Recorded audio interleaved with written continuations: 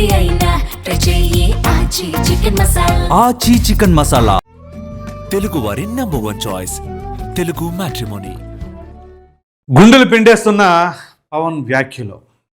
ఇక విషయానికి వచ్చేసరికి ఏదైతే నిన్న అసెంబ్లీలో చర్చ స్వామివారికి సంబంధించింది మాట్లాడాలి అని చెప్పేసి నిర్ణయం తీసుకుందో ప్రభుత్వం, దానికి సంబంధించిన చర్చలో భాగంగా డిప్యూటీ సీఎం పవన్ కళ్యాణ్ చేసిన కామెంట్స్ చాలా ఆవేదన, బాధ వెళ్ళగక్కాయని చెప్పేసి అయితే క్లియర్గా అర్థమవుతుంది.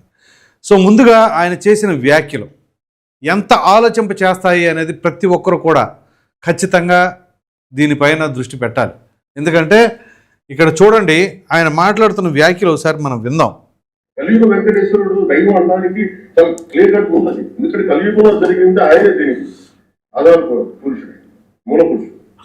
అలాంటి ఆయనకి పెట్టే ప్రసాదానికి ఎంత అపవిత్రం చేసిన తర్వాత వీళ్ళు ఏమి కూర్చోండి మా తప్పు లేకుండా లేదన్నట్టుగా మాట్లాడుతుంటే వీళ్ళకి దానికి ఏం మాట్లాడాలో తెలియదు. దీనికి ఒక్కటి కూడా ప్రజలు తెలియజేయాల్సింది ఏంటంటే, ఇదే వేరే ఇస్లాంకి జరిగిన, క్రిస్టియానిటీకి జరిగిన, జీసస్ క్రైస్ట్కి జరిగిన, మహమ్మద్ ప్రవక్తకి జరిగిన, అల్లాకి జరిగిన ఇలా ఉండేది కదా. ఇక్కడ చూడండి, ఆయన మాట్లాడిన మాటలు ఎంత ఆలోచింప చేస్తున్నాయంటే, ఇక్కడ ప్రధానంగా స్వామివారికి సంబంధించిన దానిపైన ఈ రకంగా మాట్లాడుతున్నారు అంటే ఎంతటి బాధాకరం. ఒకటి, కొన్ని వైసీపీ వాళ్ళు మాది కాదు ఆ పాపం, మాది కాదు ఆ తప్ప అంటున్నారు. మరి అలాంటప్పుడు చంద్రబాబు నాయుడు గారే 14 నుంచి 19 మధ్యలో ఆయనే ఒప్పందం కుదుర్చుకున్న రిందాపూర్ డైరీతో అని చెప్పేసి అన్నప్పుడు 19లో అధికారంలోకి వచ్చింది ఎవరు? ఇదే వైసీపీ కదా.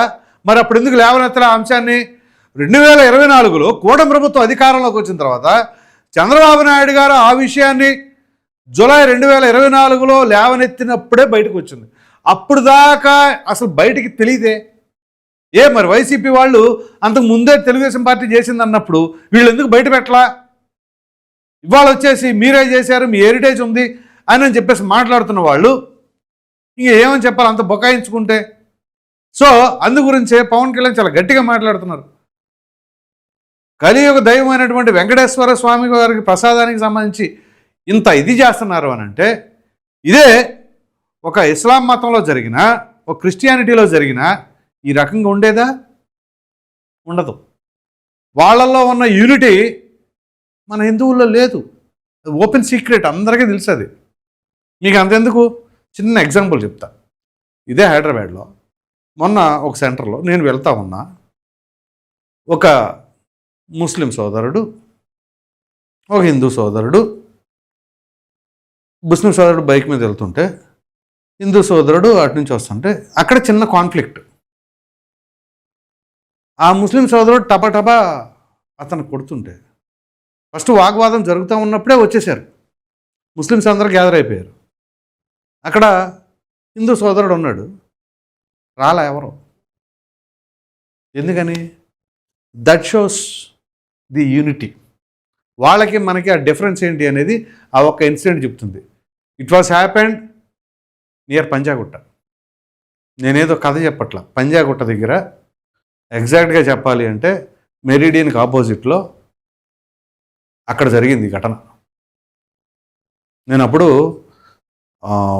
అటు నుంచి ఇటు ఆన్ ద వే ఆటోలో ఉన్నా. నేను ఏంటా అంటే అది ఇన్సిడెంట్ తర్వాత తెలుసుకుంటే అది పరిస్థితి. సో ఆ యూనిటీ అనేది ఇప్పుడు వాళ్ళ తప్పు అంట్లా, మనది తప్పు. ఎందుకంటే మనలో ఆ యూనిటీ లేదు అనేది. వాళ్ళలో ఆ యూనిటీ ఉన్నదని తప్పు కాదు, మనలో ఆ యూనిటీ ఎందుకు కొరవడింది అనేది. సో వాళ్ళకున్న యూనిటీ మనకి ఎందుకు లేదు అని అంటే ఇక్కడ అసలు కథ. ఆ పాయింట్ ఏంటో పవన్ కళ్యాణ్ గారు చెప్పారు, అది విందాం. వాళ్ళ ఆ రోజు మన కౌన్సిల్లో కూడా అలా పటాలు తీసుకొచ్చాడు, వేరే ఏ దేవత. ఇఫ్ బికాజ్ ఇది హిందువులు కాబట్టి, వీళ్ళ కులాలతో ముక్కలుగా అయిపోయింటారు కాబట్టి, హిందువులు తమ మతాన్ని ఎడాపెడా వీళ్ళు జోకులు వేసుకోగలరు కాబట్టి దీని సీరియస్నెస్ ఇది. Before blaming anybody else, every Hindu has to take a responsibility for it. ఎందుకంటే మరి ఇస్లాంని మనం హిందువులంతా కూర్చోబెట్టు గౌరవించే విధానం నిజంగా మనం హిందూ ధర్మాన్ని పాటిస్తే మనం గౌరవించుకోలేమనిపిస్తుంది. ఆయన మిగతా మతాల నుంచి నేర్చుకున్నది. వీళ్ళకి ఏముంది? వీళ్ళు ఇంత మాట్లాడుతున్నారు తిరుపతిలో, నిజంగా వీళ్ళు కనుక మాట్లాడితే అదే వేరే మతం నుంచి ఎందుకు మాట్లాడారంటే ఓట్లు పోతాయి. హిందువులు ఓట్లు చాలా ఈజీగా ముక్కలు కులాలు చేసి పెట్టేసి పోతాయి. ఆ వెంకటేశ్వర కాబట్టి శివుడు ఉంటాడు, శివుడు కాబట్టి అమ్మవారు ఈజీగా.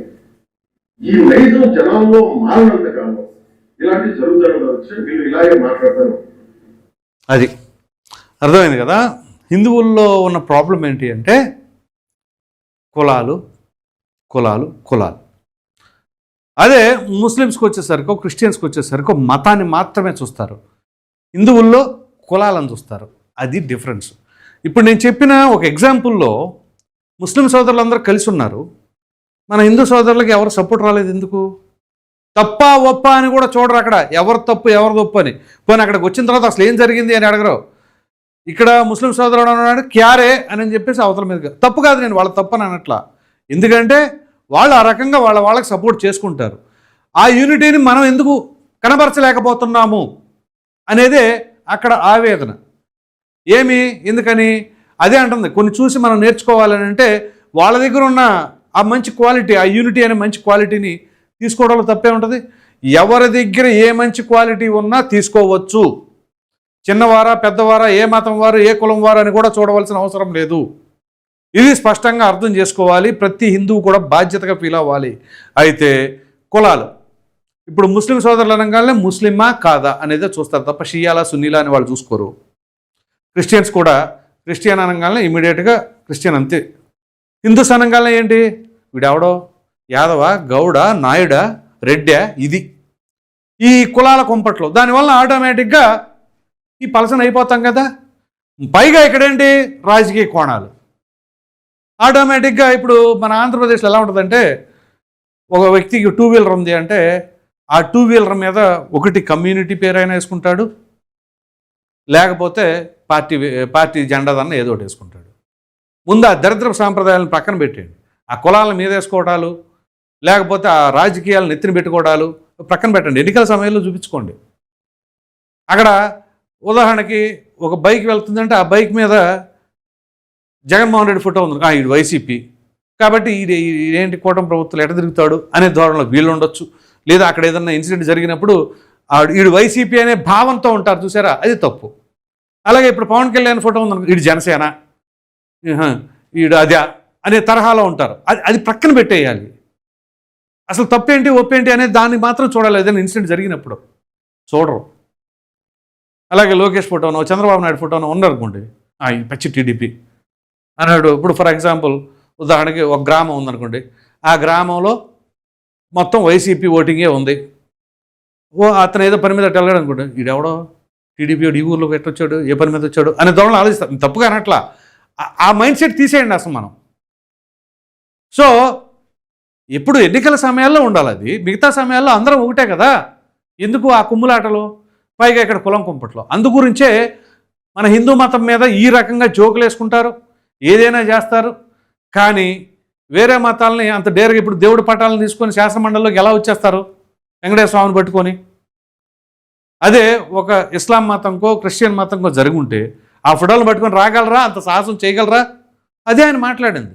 ఆయన మాటల్లో ఆవేదన చూడండి. ఆయన మాట్లాడుతుంటే అసెంబ్లీలో మిగిలిన సభ్యులందరూ ఎంత కాన్సన్ట్రేషన్తో వింటున్నారో చూడండి. అవి అంత ఆలోచింప చేసే మాటలు. ఏదో సాదాసీదాగా అసెంబ్లీ అనగానే సరదాగా నలుగురు హేళన చేయడానికో, ఎదుటి వాళ్ళని అవమానపరచడానికో, లేకపోతే సంబంధం లేకుండా ఇంట్లో ఆడవాళ్ళని తీసుకొచ్చి మాట్లాడటానికో కాదు ఈ వేదిక. ప్రజల కోసం, ప్రజలను ఉద్దేశించి, ప్రజల మనోభావాలకు సంబంధించిన అంశాలు, ప్రజల కష్టాలు, ప్రజా కష్టాలకి ఎలా తీర్చాలి అనే పరిష్కారాలు, వాటికి వేదిక ఇది. ఎందుకంటే గంటకి కొన్ని లక్షల రూపాయల ప్రజాధనాన్ని ఖర్చు పెడుతున్నారు అక్కడ. ఎవరి సొమ్ము? నీది కాదా? నువ్వు కట్టిన పన్నులో నుంచి కాదా ఇక్కడ ఖర్చు పెట్టేది? అలాంటప్పుడు ప్రతి ఒక్కరి బాధ్యత ఉంటుంది. అది హిందువా క్రిస్టియనా ముస్లిం అని ప్రతి ఒక్కరి బాధ్యత కూడా అది. అంతేగాని అసెంబ్లీలో ఏదైనా పనికి మాల మాటలు మాట్లాడుకుంటే ఎలా ఉండాలంటే దాని తీర్పులు మనం చూపించారు కదా, అలాగే ఉంటుంది. కాబట్టి ఒక కన్స్ట్రక్టివ్ డిబేట్ జరగాలి అన్నా, విమర్శలు జరగాలి అన్నా, లేకపోతే డిస్కషన్ జరగాలి అన్నా ఇదే వేదిక. అందుగురించే వైసీపీ వాళ్ళని పదే పదే మొత్తుకున్నది ఏంటంటే మీరు అసెంబ్లీకి రండి, మాట్లాడి మీ గళం విప్పండి అని చెప్పేసి. వాళ్ళు రారు. ఈవేళ నిన్న అసలు చివరికి స్వామివారికి సంబంధించి అసెంబ్లీలో చర్చ పెట్టాల్సిన పరిస్థితి వచ్చింది అంటే ఎంత బాధాకరమైన విషయం అండి. దీన్నే శాసన మండలిలో చర్చ పెట్టండి అని వైసీపీ వాళ్ళు గోలగోల. ఇక్కడ పెడితే రారే, ఇలా ఉంటుంది. గవర్నర్ గారి ప్రసంగం మొదలు పెడతాలకనే గబగబా కాగితాలు దించేసి తప్పించుకోవడానికి అనమాట, గబగబా పారిపోవడం, ఏదో నిరసన అని చెప్పి షో చేసుకుంటా. సో ఇక్కడ ప్రజలు, మీరు విఘ్నులు, అన్నీ తెలిసిన వాళ్ళు, ఇప్పటికైనా ఈ కులం అనే జాడను వదిలేయండి. ముందుగా మన సాంప్రదాయాలు ఏంటి, మన స్వామి పరిస్థితి ఏంటి, ఏం జరుగుతుంది, మన ఉనికికి ఏమైనా ప్రమాదం జరుగుతుందా అనేది ఆలోచించింది. ప్రతి ఒక్కరి బాధ్యత. ఏ డిప్యూటీ సీఎం పవన్ కళ్యాణ్దో లేదా ముఖ్యమంత్రి చంద్రబాబు నాయుడుదో కాదు, ప్రతి ఒక్కరి బాధ్యత అది. కాబట్టి ఇట్లాంటి వాటిని పైన అయినా సరే కొంచెం ఆ యూనిటీని ప్రదర్శించండి, అంతేగాని వేరే వాళ్ళని ద్వేషించండి కాదు సుమా. దయచేసి మరలా ఇక్కడ దాన్ని వేరే రకంగా అర్థం చేసుకోమాకండి. ఇప్పుడు ఆయన ఏమంటున్నారు, కొన్ని చూసి మనం నేర్చుకోవాలంటున్నారు. నేర్చుకోవాలి అంటే ఏంటి, మంచిని ఎక్కడ చూసైనా నేర్చుకోవచ్చు అని.